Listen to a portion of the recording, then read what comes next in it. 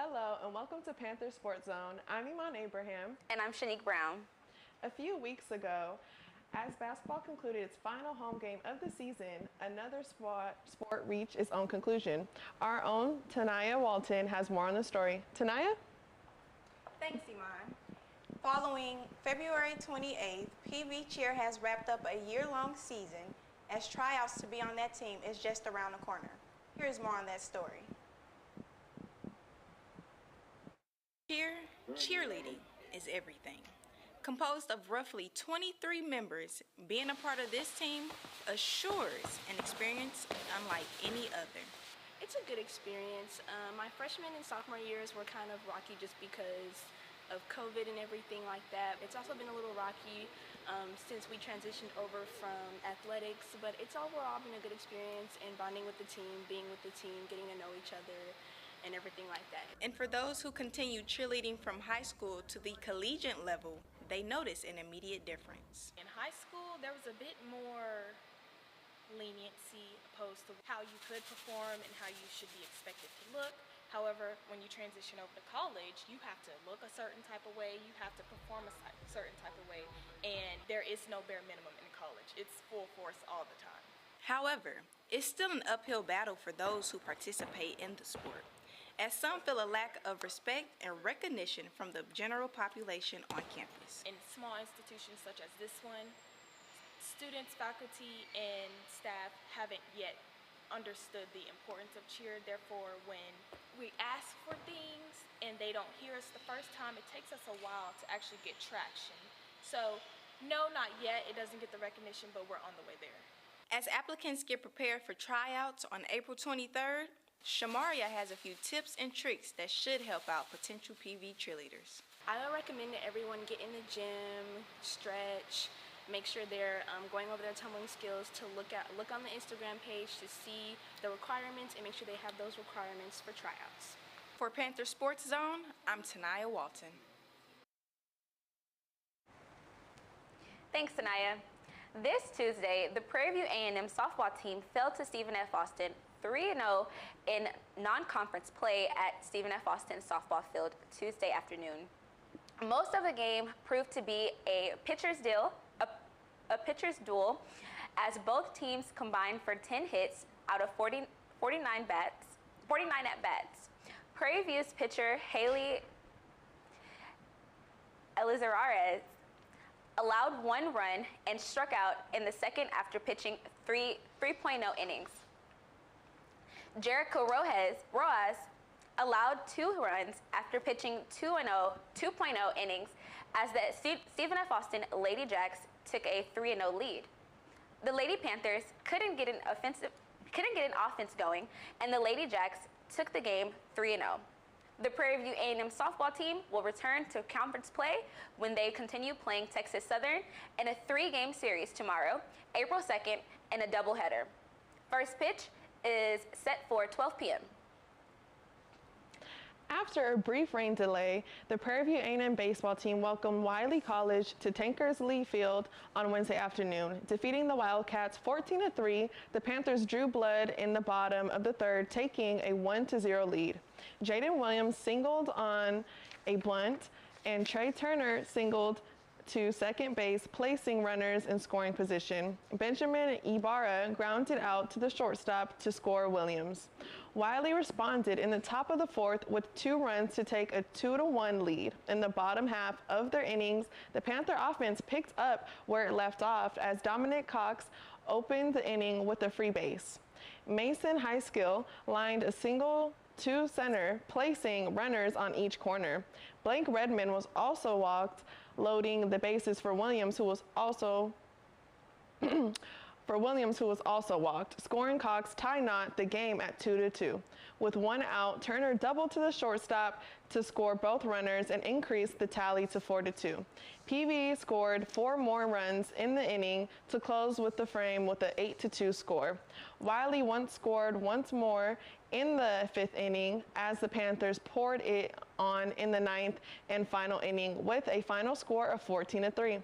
Up next, the Panthers will get back to conference action when they continue their 3-game series against UAPB on tomorrow, April 2nd. Well, when we come back, we'll talk about weekly honors for baseball and softball and a special upcoming event in the Swac. Don't go anywhere after the break. STEM is precise, no margin for error. Dare to forget that. Dare to have fun with it. Get weird with it. Dare to send those old STEM theories flying past the neighbor's house into outer space. Dare to program something internet-breaking, record-breaking. Dare to blow their minds. Dare to learn the difference between sedimentary and metamorphic rock. Go find those rocks. Dare to keep daring. Dare to STEM. Check out She Can STEM to get started. What do an aerospace engineer, cancer immunologist, and bat scientist all have in common? We all have cool jobs in STEM fields. Whether it's building robots or learning to code, girls everywhere are finding their passion for science, technology, engineering, and math through positive role models and mentors. So dare to dive in, get connected, and explore. You never know what your future may hold. Learn more about these and even more cool jobs at shecanstem.com. Welcome back to Panther Sports Zone. The Southwestern Athletic Conference has tabbed Alabama A&M's Jared Tribbett and Jose Figueroa for Swac Baseball Weekly Honors. Tribbett went 1 for 3 and added a run to help secure an 8-5 victory for the Bulldogs last Friday. He went 2 for 5 and delivered a home run, 2 RBIs, and 2 runs in Game 2 of the series. Tribbett would save his best for last as he went 3 for 5 with a home run and 7 RBIs to lead AAMU to a 15-9 win over GSU.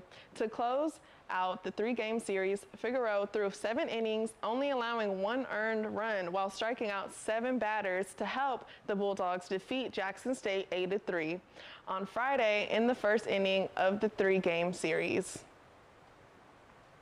For softball honors, Texas Southern Tamira McKnight and Jasmine Gendorf claimed the Swac hitter and pitcher of the week. McKnight batted .600 in 4 games with 6 hits, 6 RBIs, 2 home runs, and 13 total bases. She also boasted a 1.300 slugging average and a .692 on base average. Gendorf went 2-0 in 3 appearances with 8 strikeouts and a 1.17 earned runs average ERA. This past week, she struck out 5 batters with only 1 run earned during the series finale against Southern.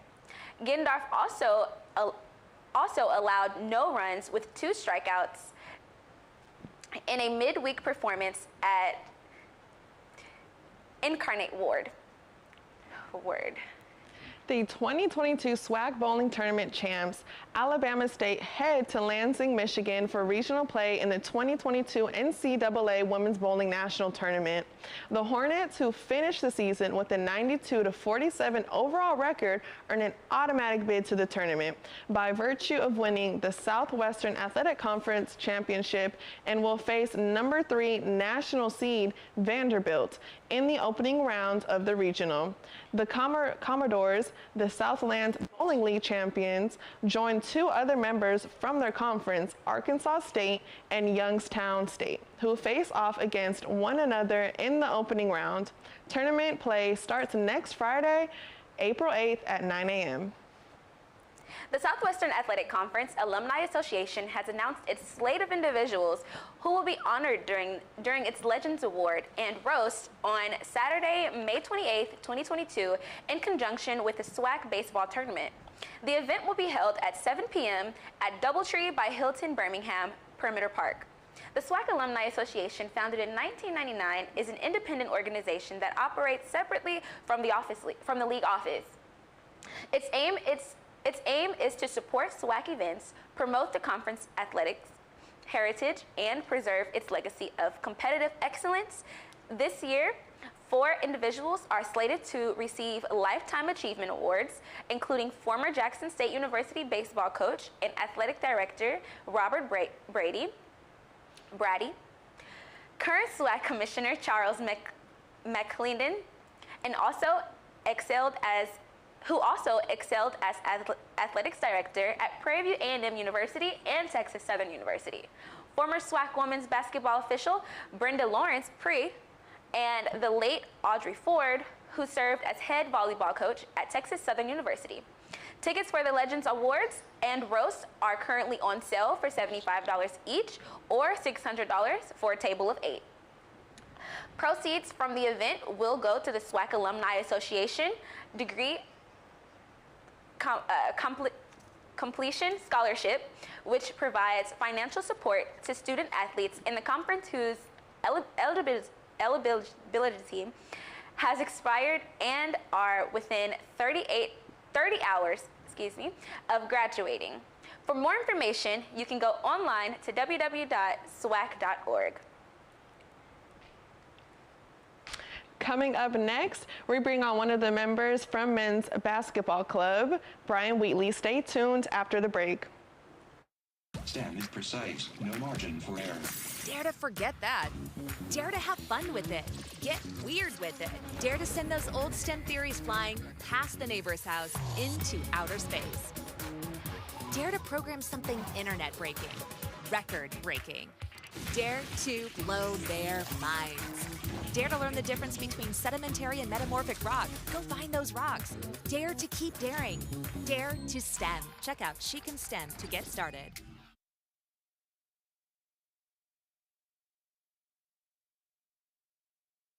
STEM is precise, no margin for error. Dare to forget that.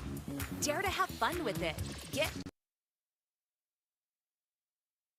What do an aerospace engineer, cancer immunologist, and bat scientist all have in common? We all have cool jobs in STEM fields. Whether it's building robots or learning to code, girls everywhere are finding their passion for science, technology, engineering, and math through positive role models and mentors. So dare to dive in, get connected, and explore. You never know what your future may hold. Learn more about these and even more cool jobs at shecanstem.com.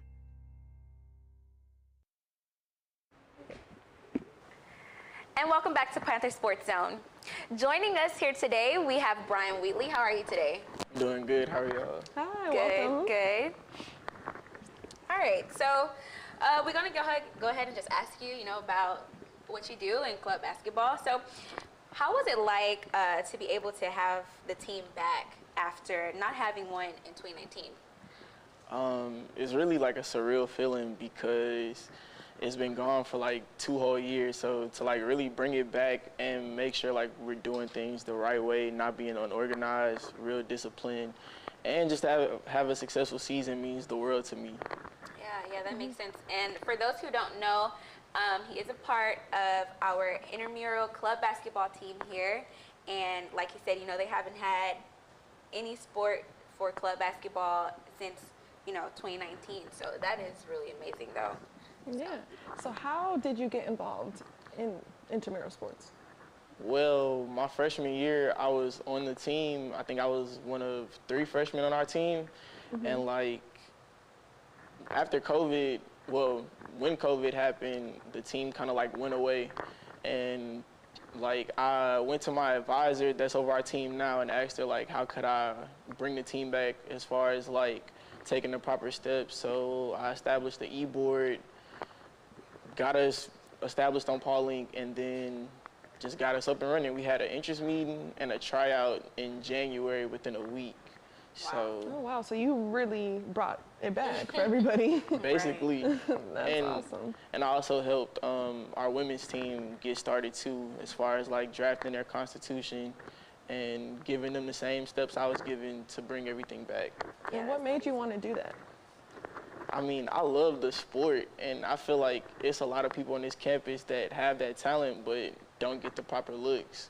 So creating that avenue for people is like, I don't know, like it feels good to do that for people because I know everybody doesn't get the chance to play at another level like this. No, that's very Okay. understandable. Well, tell us a little bit about yourself. What brought you to basketball? I've been playing since I was 7, and I got into the sport because of my cousin. He was doing like AAU and stuff like that. So traveling with him, seeing how he did it, how he had fun with his teammates, that got me into it. I also played in high school, Then when I got here, like my main goal, it started out trying to get on the actual team for PV, but you know, I took a different route. Okay. And so your guys' team finished with a spotless record of 6-0. How does that feel, and what is the next step for your guys' team?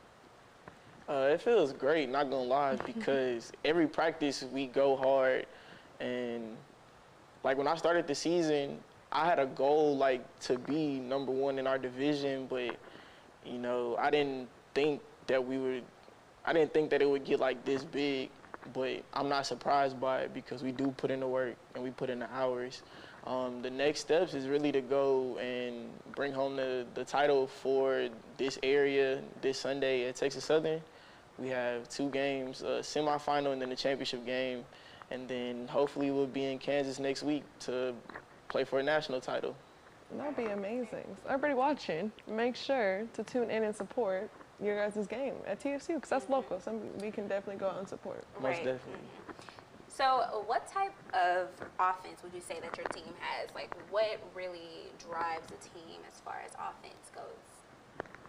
Our offense is really free flowing. Like anybody could get going at one time.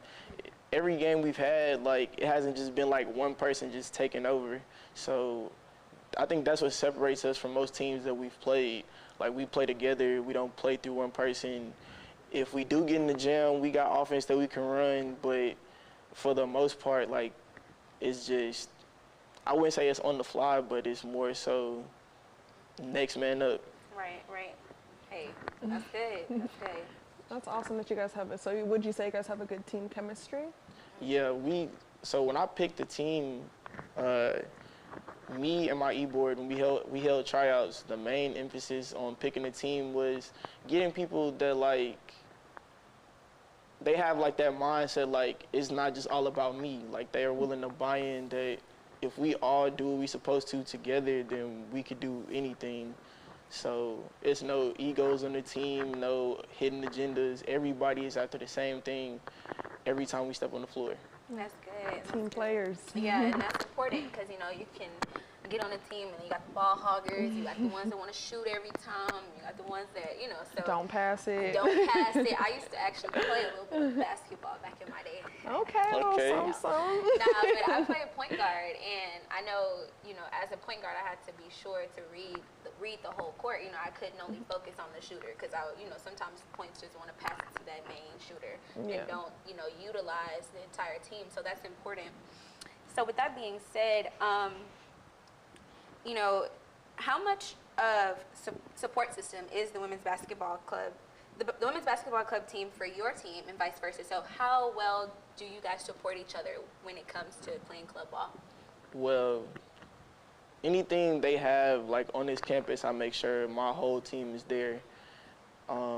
When I started this back up, I really like preached and emphasized unity, not only between like both basketball teams, but all the club and intramural teams on campus. I feel like we don't get as much recognition just because we're based out of the rec, and you know, we don't got those Adidas logos on our chest. So, you know, we got to do things, I guess, a little bit more rough than most people would. So anything I could do to help anybody, like I make sure I put emphasis on that. So, and it's vice versa, like it's not one-sided. So if we have a game, I see people from like the club volleyball teams, the dance teams, they're at our games. For the women's, they've been putting on a concession stand, I think, the whole week for things that's been going on in the rec, and we've been there to support every step of the way. Yeah, and so that actually leads me to my next question about, you know, on average, how many people show up to these rec support games? Because, you know, I know you say, like, since you're based out of the rec, people don't really take them seriously, or like, oh, they're just a club sport. So how many people show up? So I think for the men's and women's game, our first game was played here. So we had a good turnout. Like, I think we packed out the rec. Like, I didn't really see open seating in those stands. And then every game after that, I think we had two more home games that was in a row. And what we do a good job of like promoting and like pubbing it so everybody could see and know what's going on in the rec. And it's been a good turnout every time. Like, I'm really loving the support from the student body. Like, it's really appreciated. That's great. So when you have everybody there and you have a full gym, do you feel more happy, more relaxed, or do you feel more pressured to perform with everybody watching?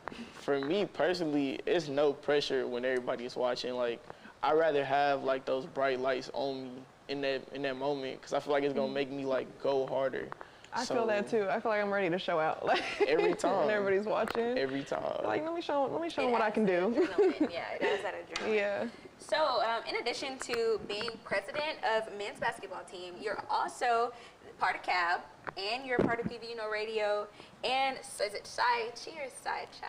Oh, Psi Chi. Psi Chi. Okay, y'all, I'm not good on the Greek letters. Honor Society.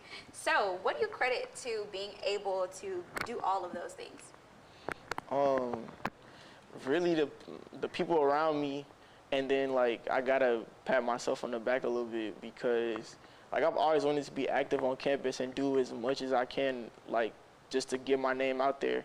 But with doing that, I have to make sure like I uphold like a positive image. So everything I do, everything I'm involved in, like I just try to bring that type of energy to it. That way those around me can have that same energy.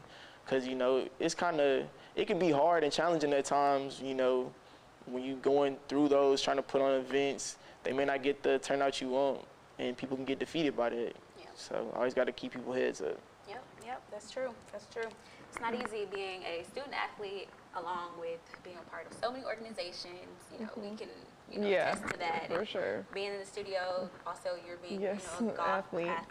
It's a lot to juggle, but I feel like when it's your passion and something you genuinely care about, you make time for it. Like you're always gonna make time for the things that you really want to do in life. Yep, that's true. But just based on that, and obviously you care a lot about basketball and everything because you're the president of the club, and on top of that, you guys have done so well in your last 6 games that you guys were averaging 29.5 points above average in all other competition. How does that make you feel getting ready for the future? Well, the main question surrounding us was what were we going to do once we came back? And even like with my advisor over the team, she was asking like, well, how do y'all stack up against the competition? Because we're undersized, that's for one. I think the tallest person on our team is probably like 6'6", max. Oh, wow. So we don't have like a true big man. So to go out there with teams that's fairly been taller than us and we still come out winning games by 30 or more, like it's not really phasing us who we face because we know what we're capable of. We know what we can do. So as long as we stick to that formula, I don't see us losing no time soon. And I feel like where the club is now, we may be up there with the actual team that plays in that Baby Dome. Oh, yeah. Well, sure. Like he said, they do not plan on losing anytime soon, okay? So, you know, be sure to support our intramural sports and our rec sports. He really, you know, took the initiative, so we all want to be able to honor that, right? Of course. And on top of that, like because you're starting this program, it's just coming back up and running, what about people that want to join? How could they if they wanted to? So in the fall, we're going to go through the same process that we did this spring. It'll be another interest meeting so people like know the ins and outs of what club basketball is, as far as like league fees, jersey fees, all of that, how the season will play out, how the end of the season will play out. Then we'll set up a tryout. I think this year we did like a tryout where we had like 3 designated times where everybody could come and try out. That way everybody got seen equally. Hopefully we can split it in 3 days. And my personal plan is to have not 1 but 2 teams going in the fall. That way it's more opportunities for more students to get, you know, to do the same things we're doing right now. So hopefully that plan will be put into action in the fall. Yeah, I like that. I like that you're trying to include as many people as possible in your in club basketball. Well, that'll be all for today's episode of Panther Sports Zone. Make sure to tune in with us every Monday, Wednesday, and Friday at 5:30, and you will for Panther Sports news and information around the Swac. Once again, I'm Shanique Brown. And I'm Iman Abraham, signing out.